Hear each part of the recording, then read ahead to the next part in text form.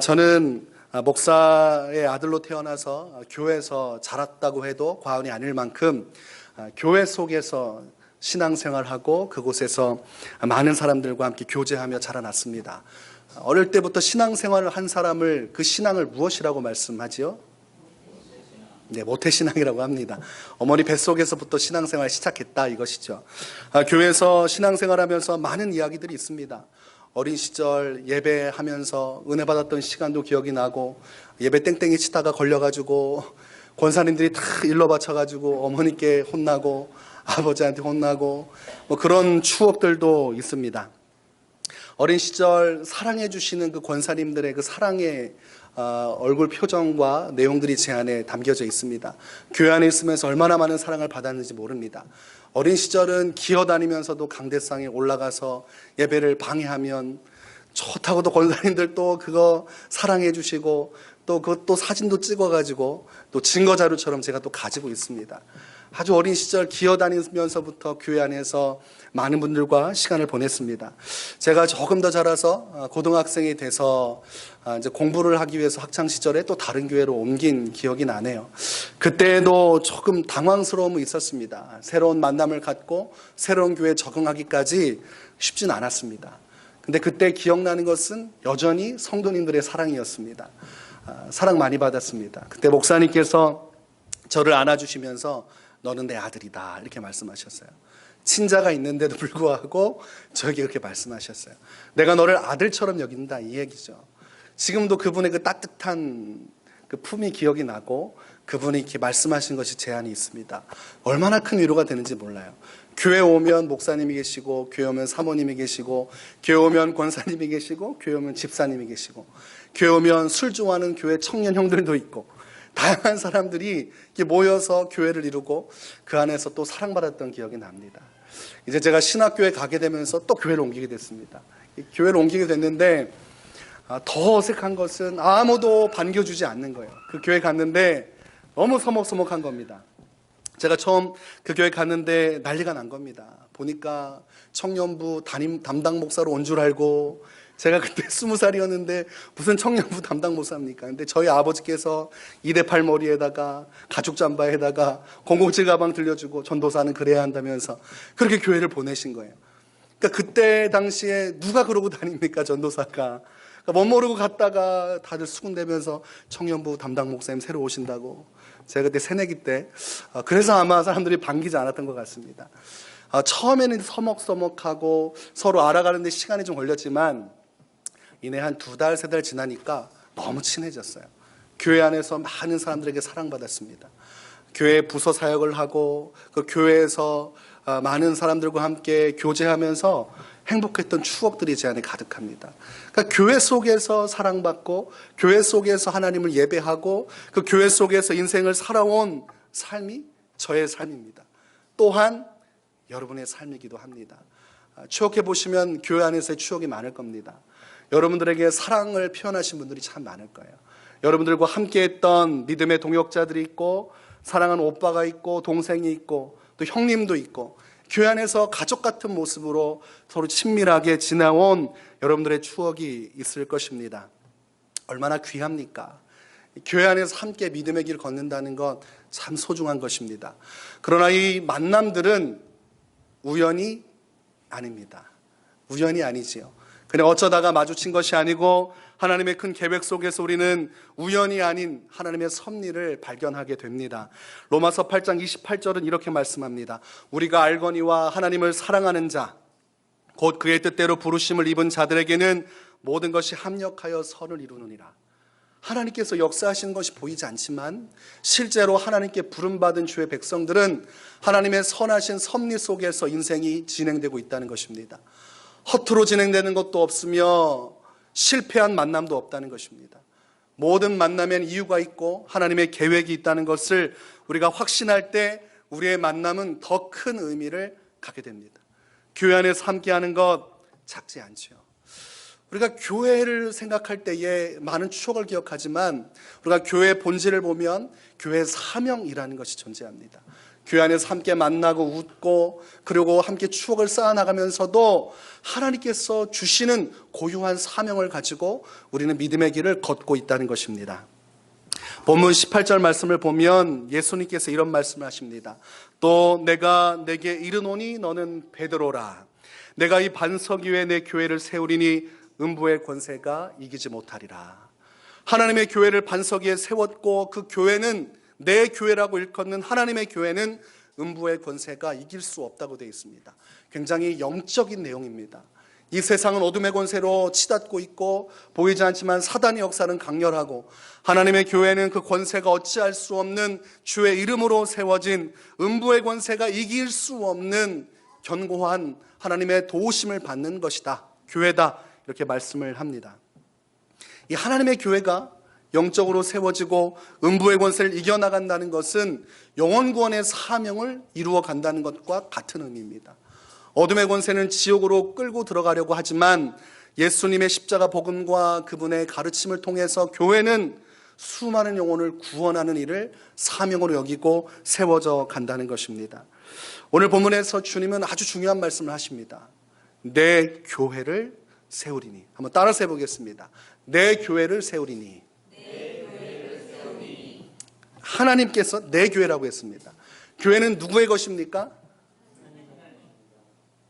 어떤 교회에서 문제를 냈습니다. 교회 주인 누굽니까? 했더니 장로님이요 했더니 장로님들이 막 웃으시고, 여기 또 뒤에서 목사님이요 했더니 또 목사님께서 웃으셨다는 재미난 얘기가 있습니다. 교회 주인이 누구인가? 교회 주인은 하나님이십니다. 대부분 이제 이렇게 말은 하는데 실제는 그렇지 않죠. 교회 주인이 누구인가? 교회 주인 누구인가? 어느 교회는 헌금 많이 한 사람이 주인이 되는 경우가 많습니다. 발언권이 세지고 그 사람이 주축이 돼서 교회를 이끌어갑니다. 실제 그런 교회도 있었습니다. 교회는 하나님의 교회입니다. 하나님께서 세우시고 하나님께서 그 교회를 통해서 일하시는 것입니다. 교회가 만약 하나님의 교회가 아닐 때부터 문제가 생깁니다. 병들게 되고 분쟁하게 되고 혼란이 오고 사단이 그 교회로 들어오게 되어 있습니다. 하나님의 교회가 될 때 교회는 영적인 힘을 발휘하게 되고 음부의 권세가 결코 손대지 못하는 교회로 세워지게 됩니다. 하나님의 교회가 무엇인가 그 의미를 잘 깨달아야 합니다. 요즘 시대는 편리함을 추구합니다. 여러분 편한 건 좋으시죠? 저도 방 안에 누워있으면 애들이 왔다 갔다 하면 은강아 리모컨 좀 가져와라. 그럼 애가 뛰어가서 리모컨을 가져와요. 제가 생각할 때 야, 이다지도 편리함을 내가 추구하는구나. 그냥 가서 가지고 오면 되는데 애들 시키려고 한다는 걸 보면서 야, 사람이란 것이 야, 편리하려고 하면 더 편해지려고 하는구나. 참 편리한 것들을 추구합니다. 자동차도 계속해서 편리한 쪽에 맞추어서 개발되어 갑니다. 조금이라도 불편하지 않게, 그리고 요즘 세대도 얼마나 서비스를 잘하는가에 따라서 성공 여부가 갈려지기도 합니다. 이 편리함에 대한 것들이 어디에도 들어오기 시작합니까? 어디에도 들어왔어요? 교회 들어왔습니다. 교회. 자, 여러분 엘리베이터가 있는 교회가 있고 엘리베이터가 없는 교회가 있습니다. 어느 교회로 가시겠습니까? 아니, 어느 교회로 가시겠어요? 집 앞에 있는 교회가 있으면. 가장 먼저 이제 엘리베이터 있는 교회 가서 하나님이 뭐 특별한 말씀 없으시면 이 교회에서 한번 예배해야겠다. 근데 설교가 아니다 싶으면 이제 이쪽 교회 갔다가 혹시 설교를 더 잘하면서 엘리베이터가 있는 교회가 있는지 아마 찾아볼 것입니다. 투어를 쭉 하지요. 1년, 2년 급하게 고르지 않고 어느 교회가 좀 더 편리할 수 있는가. 그래서 교회마다 건축을 하게 되면 첫 번째가 편리함을 추구하는 거죠. 화장실도 크게 좀 만들고 깨끗하게 만들고 엘리베이터도 좀 더 크고 2개, 3개 해놓고 어떤 쉴 수 있는 공간도 만들고, 이 편리함을 추구하기 때문에 그 코드만 맞추면 또 많이 옵니다. 또 많이 와요. 그래서 만들고 세팅하고 편리성을 추구하고 또 그거 찾아서 오고, 교회가 그렇게 지금 흘러가고 있는 것이죠. 그러니까 편리하다 못해 이제는 예배도 자꾸 집에서 하려고 그래요. 원격으로 드리려고 합니다. 교회에 굳이 갈 필요가 있겠는가? 이제는 편리함을 쫓다 보니까 예배는 그냥 집에서 드리면 되지 굳이 교회까지 갈 필요가 있습니까? 이제 교회론까지 흔들리게 됩니다. 집에서 조용히 문 닫아 걸고 TV로 딱 하나님 말씀 듣고 기도하면 되지, 그 복잡한 데 가가지고 엉키고 설키고 가가지고 서로 감정 싸움 나고 교회에서 상처받고 고통받고 그러네 그냥 조용히 내가 집에서 예배하겠습니다. 이런 분들도 있습니다. 그래서 교회들도 영상 예배를 드린 데가 참 많아요. 영상 예배. 급할 때는 영상 틀어놓고 그 영상 가지고 예배하기도 합니다. 그러니까 편리성을 쫓다 보니까 점차 무엇이 진실이고 무엇이 거짓이고 또 하나님께서 원하시는 것은 무엇이고 원치 않는 것은 무엇인지 혼동이 오기 시작합니다. 그러니까 편리함의 목적을 두기 시작하면서 교회가 혼란스러워지는 거예요. 그리고 교회에 모여지는 것조차도 의미가 없게 느껴지는 것입니다. 히브리서 10장 25절은 말씀합니다. 모이기를 패하는 어떤 사람들의 습관과 같이 하지 말고 오직 권하여 그날이 가까움을 볼수록 더 그리하자. 그러니까 성경의 핵심은 예수님이 오실 날이 얼마 남지 않았기 때문에 사람들의 어떤 습관과 습성처럼 자꾸 안 모이려고 하면 안 된다는 것입니다. 오직 서로 권면해서 주님이 오시는 날이 가까이 오기 전에 그 가까이 옴이 느껴질수록 더욱 교회로 모여라 이렇게 되어 있습니다. 그럼 편리함의 어떤 주장들은 다 부서져야 되는 것이죠. 성경에서 말씀했기 때문입니다. 그럼에도 불구하고 이게 참 쉽지가 않습니다. 우리가 교회로서의 목적을 다한다는 것은 영혼 구원의 사명을 이루어 간다는 것과 같습니다. 오늘 본문 19절 말씀에 보면 내가 천국 열쇠를 내게 주리니 내가 땅에서 무엇이든지 매면 하늘에서도 매일 것이요 내가 땅에서 무엇이든지 풀면 하늘에서도 풀리리라 하시고, 하나님께서 예수님께서 말씀하시는 교회의 본질을 봤더니 그 교회의 본질은 천국 열쇠와 연관이 되어 있습니다. 오늘 이 메시지는 베드로에 대한 것입니다. 여러분, 베드로를 통해서 그 사도들 중심으로 세워진 것이 무엇입니까? 교회가 세워졌습니다. 초대교회는 사도들의 핵심되는 신앙을 중심으로 그들의 신앙 고백을 중심으로 세워졌습니다. 성령께서 임하심으로 사도들의 가르침과 성령의 역사를 통해서 초대교회가 시작됐습니다. 그 교회에게 주신 것이 한 가지인데 천국 열쇠입니다. 천국 열쇠. 천국 열쇠 받아보신 적 있으십니까? 여러분, 천국 열쇠 받아보신 적 있으세요? 천국 열쇠 어떻게 생겼습니까? 모르시죠? 네, 천국 열쇠는 오늘 베드로에게 줬다고 말씀합니다. 이것은 물질적인 모습을 이야기하는 것이 아닙니다. 베드로야, 내가 너를 통해서 천국의 문을 열어주겠다 이것입니다. 너가 전하는 복음을 통하여 너의 삶의 사역을 통하여 하나님 나라가 열리고 그곳에 수많은 영혼들이 들어갈 수 있는 길이 열릴 것이다. 내가 바로 천국의 열쇠다 이것입니다. 베드로에게 사명을 부여하시는 것입니다. 너의 삶을 통해 내가 열쇠가 되어서 수많은 영혼들이 예수를 보고 예수를 믿고 구원받을 수 있는 구원의 열쇠가 되어야 한다 이것입니다. 그 베드로에게 주신 이 구원의 열쇠, 천국의 열쇠는 사도들에게 또한 교회에게 전해져서 오늘날 우리에게도 주어졌습니다. 즉 교회의 사명은 천국의 열쇠를 가지고 천국의 문을 여는 것입니다. 교회가 영혼 구원의 사명을 잊어버리면 그때부터 문제가 된다는 것과 같습니다. 우리가 교회를 크기로 구분할 수 없지만 우리 마음속에는 좀 더 편리한 것을 추구하는 마음이 있다고 했습니다. 여러분, 대형 교회도 목적이 무엇입니까? 영혼 구원이 목적입니다. 교회가 크든 작든 예수 그리스도 안에서 부여받은 것은 천국의 열쇠를 가지고 수많은 영혼을 구원하는 사명을 가지고 있습니다. 그러나 여전히 많은 분들이 큰 교회로 숨어 들어가는 이유가 편리성을 찾아 숨어 들어가기 때문입니다. 제가 한번 교구 신방을 전화로 한 적이 있습니다. 전화했더니 별로 반갑게 여기지 않아요. 제가 전화할 때 첫머리만 딱 들어보면 아하, 신앙이 어느 정도 되겠구나 합니다. 목소리의 톤과 밝기 그리고 호응도를 보면 이 사람의 신앙을 알 수가 있어요. 딱 전화했는데 이미 그때부터 먹구름이었습니다. 이 대화를 바로 끝내고 싶은데 끝낼 수가 없어요. 전화했으면 목적이 있고 목적을 밝혀야 되고 그리고 예의를 거쳐서 끝내야 되는데 이미 전화한 순간부터 네, 누구누구 목사입니다. 그럼 목사님 이렇게 나와야 되는데 그런데요 라는 느낌으로 네 이러면 그때부터 이제 곤란해지는 겁니다. 네, 이런 마음에서 어떻게 대화를 이어갑니까? 근데 또 가진 또 기도하는 마음으로 얘기를 했지만 제가 주요하게 여겼던 것은 교회에서 한번 볼 수 없을까요? 아니면 가정에 제가 신방을 가기 원하는데 신방 갈 수 있을까요? 근데 그분이 하신 말씀이 있습니다. 목사님, 신앙생활은 제가 알아서 할 테니까 굳이 연락 안 하셔도 됩니다. 정말이에요. 진짜예요. 그리고 목장 모임은 별로 생각이 없습니다. 저희 가정 조용히 신앙생활 할 테니까 따로 연락하지 마십시오. 그래서 제가 이제 정보에 연락하면 안 됨. 싫어함. 필히 뭐 만나서 이야기해야 됨. 이렇게 기록을 했습니다. 불편한 것이죠. 요즘 큰 교회가 부흥하는 길이 있는데 신방 안 가면 부흥한다고 합니다. 성도들이 그렇게 얘기를 했다고 그래요. 한 대형교회에서는 목사님 우리가 11조도 내고 주일 성수할 때니까 따로 전화하거나 신방하러 오지만 않으시면 됩니다. 그래서 교회가 부흥한 전례를 봤더니 좋은 건물에 신방 가지 않으니까 성도들이 막 몰려왔다고 그래요.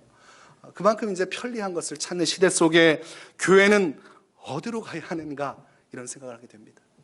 사람들이 원하는 교회 모습이 있고 저마다 편리한 것을 찾는데 그렇다면 교회는 어떻게 어디로 나가야 되는가 많은 고민을 하게 된다는 것입니다.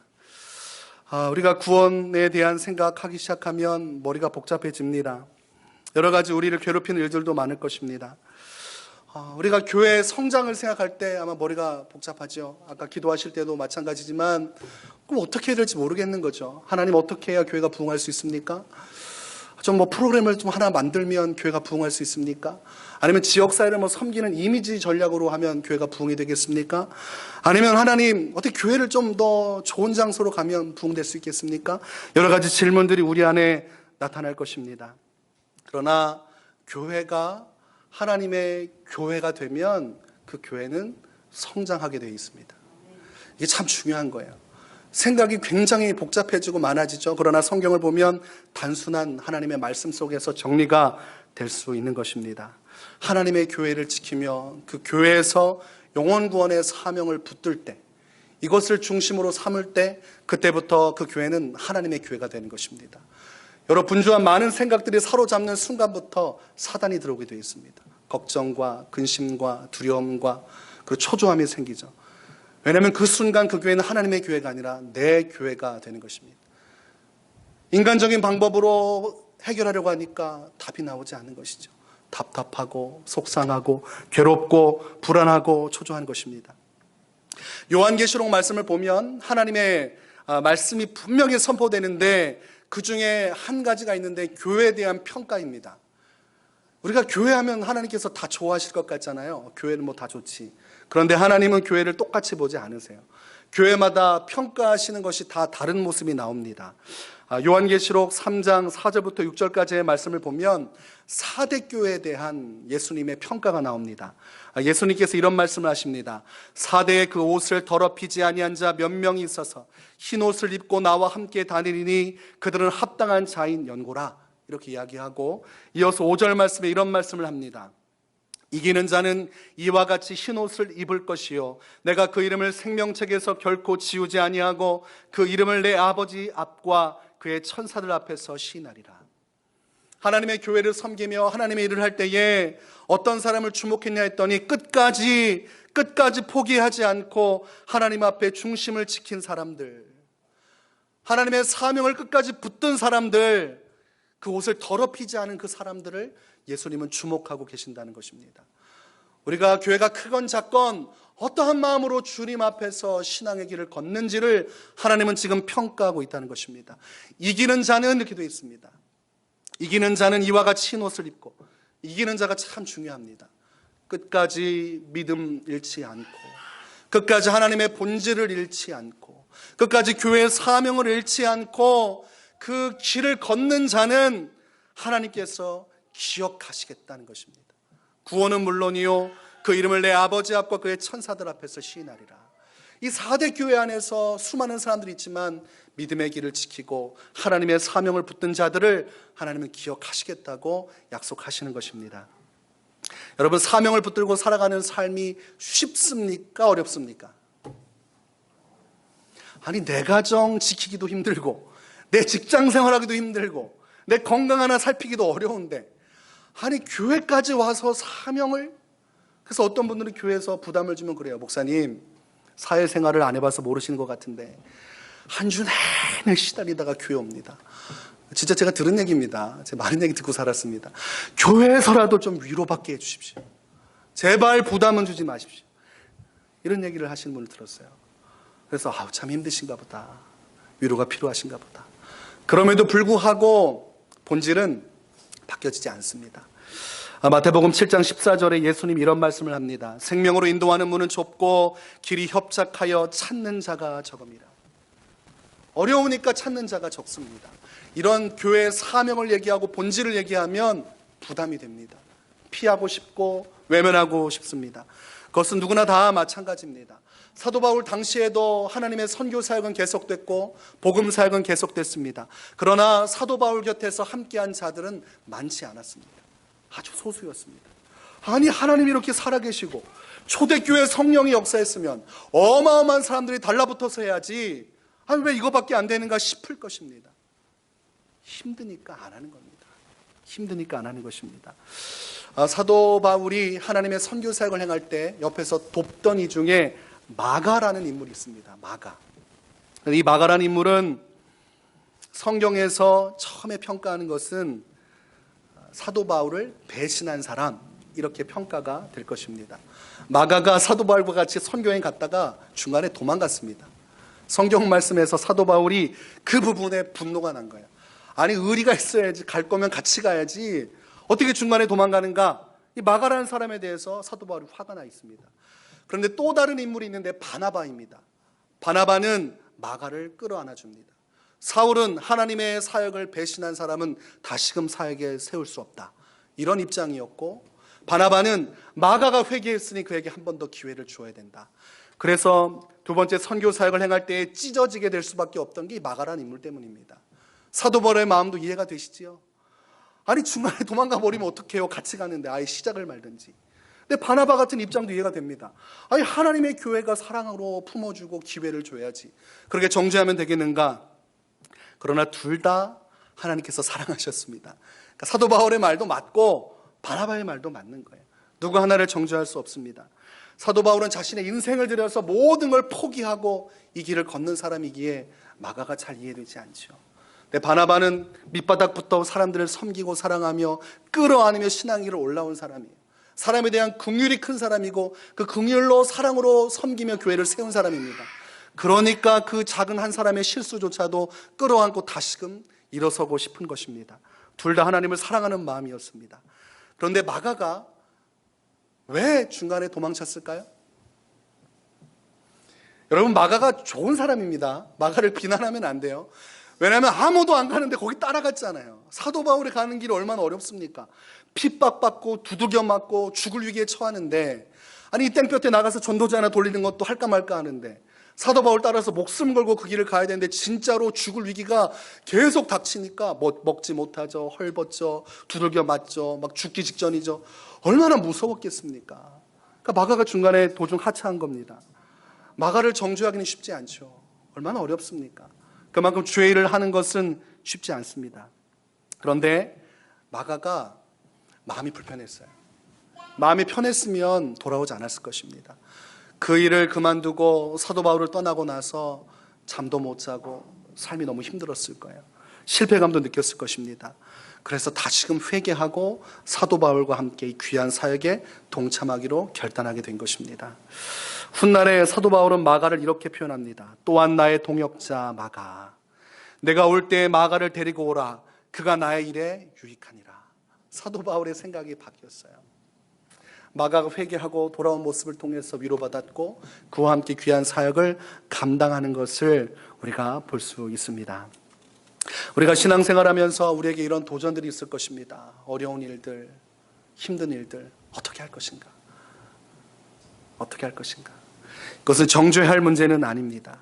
그러나 우리가 만약 하나님의 뜻을 살핀다고 하면 주의 뜻 안에 오늘 본문을 기억해야 할 것입니다. 하나님께서 원하시는 삶이란 무엇인가? 하나님께서 기뻐하시는 교회란 무엇인가?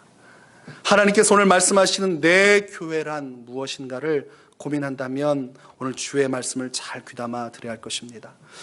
제가 영화 중에 헥소고지라는 영화를 본 적이 있습니다. 다 보진 못했고 부분 봤습니다. 이 영화에서 주인공이 나오는데 이분이 한 가지 신념을 가지고 있어요. 내가 총을 들고 가지 않겠다. 어렸을 적 아버지가 군대 가서 전쟁에 상처를 받고 왔고 아버지와 대립하면서 하마터면 총으로 아버지를 쏠 뻔한 적도 있었습니다. 그리고 자기 자신의 무기력함을 느끼고 이 나라를 위해서 뭔가를 해야 할 텐데 나는 아버지처럼 총을 들고 가지 않겠다. 사람을 살리는 일을 하겠다. 그리고 전쟁터로 나갑니다. 전쟁터에 우리가 가본 적은 없지만 그 영화상에서 보면 총알이 정말 비처럼 쏟아지고 폭탄이 막 날아와요. 옆에서 전우의 몸이 막 찢어지고 날아가고, 그리고 여기서 영화에서 말하는 핵소 고지는 제2차 세계대전 중에 오키나와 전쟁이라고 합니다. 아주 극악한 절벽으로 세워진 그 지대 속에서 몇 번이고 누가 점령하고 빼앗기고 점령하고 빼앗기고가 반복되는 굉장히 위험한 전쟁터였습니다. 오늘은 우리 아군이 차지했다면 다음 날은 적군이 차지하는 수많은 죽음과 고통이 가득한 곳이었습니다. 거기에 총 하나 안 들고 갑니다. 그곳에서 한 가지 사명을 발견하는데 기도할 때에 자신의 기도 속에 무엇을 제가 해야 됩니까? 그때 들려오는 것이 저 멀리서 아우성 치면서 고통스러워하는 전우의 소리였습니다. 이미 자신의 편들은 다 철수하고 자신이 마지막으로 내려가야 할 때 들려오는 그 괴로운 음성을 듣고 이 사람이 눈물을 흘리면서 그 적지로 뛰어갑니다. 그리고 한 사람을 구해서 밧줄에 달아서 밑으로 내려보냅니다. 그때 또 저기서 울부짖는 소리가 들리는 거예요. 그때부터 이 사람이 기도하기 시작합니다. 한 사람만 더 살리게 해주십시오. 한 사람만 더 살릴 수 있도록 도와주십시오. 끊임없이 고통 속에서도 한 명 한 명 전우를 들쳐업고 밧줄로 끌고 가면서 그 절벽 속에서 75명이나 되는 전우를 살립니다. 실제 있었던 인물이기도 합니다. 우리가 하나님의 교회를 생각할 때에 하나님의 마음이 이와 같습니다. 내 교회란 것은 영혼을 구원하는 사명을 이루는 교회입니다. 한 영혼을 향한 이 마음을 가지고 한 영혼을 바라보면서 기도하고 한 사람이라도 우리 교회를 통해서 예수 믿고 구원받기를 바라는 마음으로 교회가 나아갈 때 비로소 그 교회는 주님의 교회가 되는 것입니다. 너무나 많은 교회들이 있습니다. 너무나 많은 목적과 가치를 가지고 수많은 것들을 무기로 해서 교회가 세워지고 또한 교회가 닫아집니다. 우리가 이 많은 교회 중에 하나님의 마음에 들기 위해서는 한 가지입니다. 하나님의 마음을 아는 것이요, 그분의 마음을 가지고 한 영혼을 위해서 기도하며 복음 사역을 향해 나아가는 것입니다. 그런 교회가 될 때 어둠의 권세가 결코 흔들 수가 없습니다. 이 복음의 사명으로 한 영혼을 향한 영혼의 가치를 깨닫고 교회가 어떻게 하면 한 영혼을 구원할 것인가, 어떻게 하면 지역사회에서 예수님을 믿지 못하는 사람을 예수 믿게 할 것인가, 이것을 붙들고 기도하고 모이고 예배하고 하나님 앞에 몸부림칠 때 그 교회 가운데 성령께서 임재하시는 것입니다. 하나님께서 그 준비된 한 영혼을 향한 교회 가운데 영혼을 보내주시는 것입니다. 오늘도 하나님은 살아계시고 하나님의 교회는 주님의 섭리와 능력 가운데 세워지고 있습니다.